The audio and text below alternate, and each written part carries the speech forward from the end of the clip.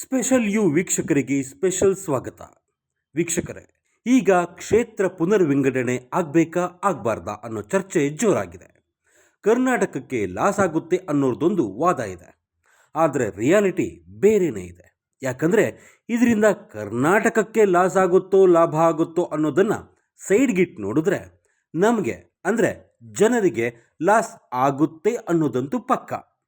ಯಾಕೆ ಅನ್ನೋದನ್ನು ಹೇಳ್ತಾ ಹೋಗ್ತೀವಿ ನೋಡಿ. ಈಗ ನಾವು ಒಬ್ಬ MP ಸೆಲೆಕ್ಟ್ ಮಾಡ್ತೀವಲ್ಲ, ಆ MP ನಾವು ಕೊಡೋ ಸಂಬಳ ಎಷ್ಟು ಗೊತ್ತಾ? 1,24,000 ರೂಪಾಯಿ. ಮೊದಲೆಲ್ಲ ಈ ಸಂಬಳ 1,00,000 ಇತ್ತು. ಲಾಸ್ಟ್ ಇಯರ್ ತಾನೇ ಅದನ್ನು 24,000 ಜಾಸ್ತಿ ಮಾಡ್ಕೊಂಡಿದ್ದಾರೆ. ಇನ್ನೀಗ 28 MP ಅವ್ರಿಗೆ ಎಷ್ಟು ಖರ್ಚಾಗುತ್ತೆ? 1,24,000 ಇಂಟು 28. ಟೋಟಲ್ ಎಷ್ಟು ಅನ್ನೋದನ್ನು ನೀವೇ ಲೆಕ್ಕ ಹಾಕ್ಕೊಳ್ರಿ. ಒಂದು ತಿಂಗಳಿಗೆ 34,72,000 ರೂಪಾಯಿ. ಹಲೋ, ಇದು ಸಂಬಳದ ಲೆಕ್ಕ ಮಾತ್ರ. ಇಷ್ಟಕ್ಕೆ ನಿಲ್ಲೋದಿಲ್ಲ. ಒಬ್ಬೊಬ್ಬ MP ಅವರ ಕ್ಷೇತ್ರದಲ್ಲಿ ಓಡಾಡೋಕೆ ಅಂತ ತಿಂಗಳಿಗೆ 70,000 ರೂಪಾಯಿ ಕೊಡ್ತಾರೆ.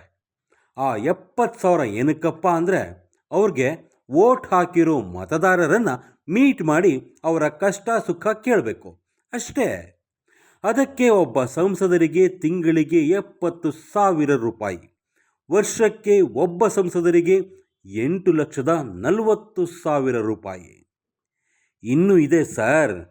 ಸಂಸದರಿಗೆ ಒಂದು ಆಫೀಸ್ ಇರಬೇಕಲ್ವಾ, ಅದಕ್ಕೂ ಸರ್ಕಾರ ದುಡ್ಡು ಕೊಡುತ್ತೆ. ಆಫೀಸ್ ಮಾಡಿಕೊಳ್ಳೋಕ್ಕೆ ತಿಂಗಳಿಗೆ 60,000 ರೂಪಾಯಿ ಕೊಡುತ್ತೆ. ಸ್ಟೇಷನರಿ, ಪೋಸ್ಟೇಜ್ ಅಂದರೆ ಪೆನ್ನು, ಪೇಪರು, ಪುಸ್ತಕ ಖರೀದಿಗೆ ಅಂತ ಒಂದು 25,000 ಖರ್ಚು ಮಾಡ್ಕೋಬಹುದು. ಒಂದು 40,000-45,000 ರೂಪಾಯಿ ಆಫೀಸಲ್ಲಿ ಕೆಲಸ ಮಾಡೋ ಸಿಬ್ಬಂದಿ ಕೊಡುತ್ತೆ. ಇದಲ್ಲದೆ ದೆಹಲಿಯಲ್ಲಿ ಸಂಸತ್ ಅಧಿವೇಶನ ನಡೆಯುತ್ತಲ್ಲ, ಆ ಅಧಿವೇಶನಕ್ಕೂ ದುಡ್ಡು ಕೊಡುತ್ತೆ. ಪುಕ್ಸಟ್ಟೆ ಯಾರೊಬ್ಬರು ಹೋಗಲ್ಲ. ಒಂದು ದಿನ ಪಾರ್ಲಿಮೆಂಟಿಗೆ ಹೋಗಿ ಸೈನ್ ಹಾಕಿ ಬಂದರೆ ಸಾಕು, ದಿನಕ್ಕೆ 2,500 ರೂಪಾಯಿ ಗ್ಯಾರಂಟಿ. ಊಟ ತಿಂಡಿ ಎಲ್ಲ ಪಾರ್ಲಿಮೆಂಟ್ ಭವನದಲ್ಲೇ ಆಗುತ್ತೆ. ಇನ್ನೂ ಒಂದು ಕಾಮಿಡಿ ನೋಡಿ. ಫೋನ್ ಬಿಲ್ಲು ಅಂತ ತಿಂಗಳ 12,500 ರೂಪಾಯಿ ಕೊಡ್ತಾರೆ. 500 ರೂಪಾಯಿ ಕೊಟ್ಟರೆ 5G ಡೇಟಾ ಸಮೇತ ತಿಂಗಳು ಮೊಬೈಲ್ ಆಗುತ್ತಲ್ವೇಂದ್ರಿ ಅನ್ಬೇಡಿ. ಅದು MP ಗೊತ್ತಿರಲ್ವಾ? ಆದರೆ ಸರ್ಕಾರ ಕೊಡೋ 12,500 ರೂಪಾಯಿ ಫೋನ್ ಬಿಲ್ಲನ್ನು ಒಬ್ಬನೇ ಒಬ್ಬ MP ಬೇಡ ಅಂದಿಲ್ಲ. ಅದು ವರ್ಷಕ್ಕೆ 1.5 ಲಕ್ಷ ಬರುತ್ತೆ. ಇನ್ನು ದೆಹಲಿಯಲ್ಲಿ ಒಂದು ಮನೆ ಇರುತ್ತೆ. ಮನೆ ಸಿಗಲಿಲ್ಲ ಅಂದರೆ ಬಾಡಿಗೆ ಮನೇಲಿರಬಹುದು. ಆ ಬಾಡಿಗೆ ಮನೆಯ ಬಾಡಿಗೆ ಕಟ್ಟೋದು ಸರ್ಕಾರ. ಹೌಸಿಂಗ್ ಅಲೋಯನ್ಸ್ ಬಿಲ್ ಕೊಡಬೇಕು. ಒಬ್ಬ MP ಒಂದು ತಿಂಗಳಿಗೆ 2 ಲಕ್ಷದವರೆಗೆ ಮನೆ ಬಿಲ್ ಕೊಡಬಹುದು. ಅಷ್ಟೆಲ್ಲ ಆಗಿ ನೀರು ಅಂತೀರಾ? ಒಬ್ಬ ಸಂಸದರಿಗೆ ಒಂದು ತಿಂಗಳಿಗೆ 4,000 ಕಿಲೋ ಲೀಟರ್ ನೀರು ಫ್ರೀ. ವಾಟರ್ ಬಿಲ್ ಕಟ್ಟಂಗಿಲ್ಲ. ವಿದ್ಯುತ್ತು ಅಷ್ಟೇ, ವರ್ಷಕ್ಕೆ 50,000 ಯೂನಿಟ್ ಫ್ರೀ. ತಿಂಗಳಿಗೆ ಎಷ್ಟಾಯಿತು ಲೆಕ್ಕ ಹಾಕ್ಕೊಳ್ರಿ. ಸಾಮಾನ್ಯ ಜನರಿಗೆ ಕೊಡೋ 200 ಯೂನಿಟ್ ಫ್ರೀ ವಿದ್ಯುತ್ತನ್ನು ಏನೋ ಧರ್ಮಕ್ಕೆ ಮಾಡಿದ್ವಿ ಅನ್ನೋಂಗೆ ಹಾಡೋ ರಾಜಕಾರಣಿಗಳಿಗೆ ನಾವು ಎಷ್ಟೆಲ್ಲ ಫ್ರೀ ಕೊಡ್ತಿದ್ದೀವಿ ಅನ್ನೋ ಲೆಕ್ಕ ಕೇಳಬೇಕಲ್ವ ಸರ್. ಇಷ್ಟಕ್ಕೆ ನಿಲ್ಲಲ್ಲ ಸರ್. ಸಂಸದರಾದವರು ವಿಮಾನದಲ್ಲಿ ಓಡಾಡೋಕೆ ಕೂಡ ದುಡ್ಡು ಕೊಡುತ್ತೆ ಸರ್ಕಾರ. ಒಂದು ವರ್ಷಕ್ಕೆ ಒಬ್ಬ MP ಇಂಡಿಯಾದಲ್ಲಿ ಓಡಾಡೋಕೆ 34 ಫ್ರೀ ಟಿಕೆಟ್ ಇರುತ್ತೆ. ಆ ಟಿಕೆಟ್ಗಳಲ್ಲಿ MP ಬೇಕಾದರೂ ಓಡಾಡಬಹುದು, ಅವರ ಹೆಂಡತಿ ಮಕ್ಕಳಾದರೂ ಓಡಾಡಬಹುದು. ಫ್ರೀ. MP ಕುಟುಂಬಕ್ಕೆ 34 ವಿಮಾನ ಪ್ರಯಾಣ ಉಚಿತ. ರೈಲು ಕೂಡ ಫ್ರೀ.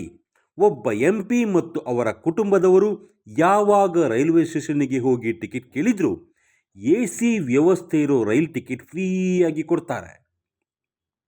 ಅದರ ಜೊತೆಗೆ ಕಾರ್ನಲ್ಲಿ ಓಡಾಡ್ತಾರಲ್ಲ, ಅದಕ್ಕೆ 1 ಕಿಲೋಮೀಟ್ರಿಗೆ 16 ರೂಪಾಯಿ ಕೊಡ್ತಾರೆ. ಎಷ್ಟು ಬೇಕಾದರೂ ಓಡಾಡಬಹುದು. ಆಮೇಲೆ ಮೆಡಿಕಲ್ಲು.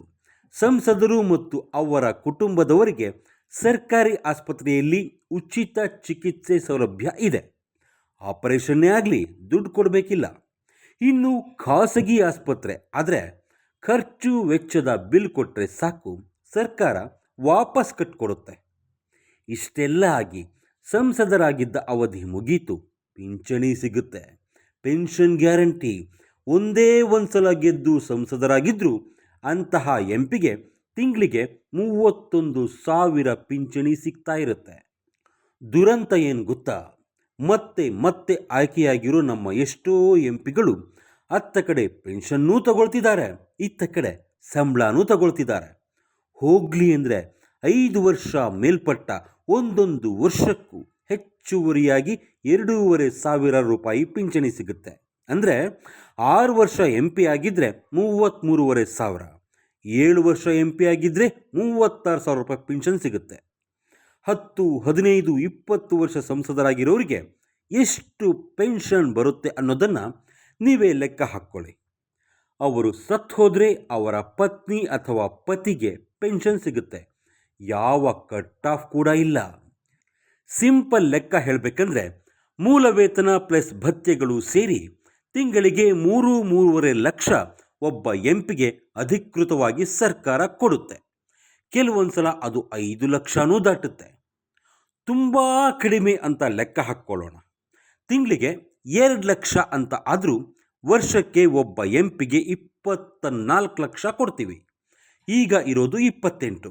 ಅದು ಕ್ಷೇತ್ರ ಪುನರ್ವಿಂಗಡಣೆ ಆದರೆ 44 ಆಗುತ್ತೆ. ಆಗ ಅಷ್ಟೆಲ್ಲ ಆಗಿ ಅವರು ಈ ಸಂಬಳ ಭತ್ಯೆಗಳಿಗೆ ಟ್ಯಾಕ್ಸ್ ಕಟ್ಟಬೇಕಿಲ್ಲ. ಅದೆಲ್ಲ ಬಿಡಿ, ಸಂಸದರಾದವರಿಗೆ ರಾಜ್ಯ ಸರ್ಕಾರ ಕೂಡ ಒಂದು ಆಫೀಸ್ ಮಾಡಿಕೊಡ್ಬೇಕು, ಕಾರ್ ಕೊಡಬೇಕು, ಡ್ರೈವರ್ ಕೊಡಬೇಕು, ಅದು ಸಪ್ರೇಟು. ಇಷ್ಟೆಲ್ಲ ಆಗಿ ಸಂಸದರು ಮಾಡ್ತಿರೋ ಕೆಲಸ ಏನು, ಸಾಧನೆ ಏನು ಅನ್ನೋದನ್ನು ನೀವೇ ನೋಡಿರ್ತೀರಿ. ನೀವೇ ಡಿಸೈಡ್ ಮಾಡ್ಕೊಳ್ಳಿ. ಇದೆಲ್ಲ ವ್ಯವಸ್ಥೆ ರಾಜ್ಯಸಭಾ ಸದಸ್ಯರಿಗೂ ಇದೆ, ಅದರಲ್ಲೇನೂ ವ್ಯತ್ಯಾಸ ಇಲ್ಲ. ಕರ್ನಾಟಕಕ್ಕೆ 28 ಲೋಕಸಭಾ ಸದಸ್ಯರು, 12 ರಾಜ್ಯಸಭಾ ಸದಸ್ಯರು ಇದ್ದಾರೆ.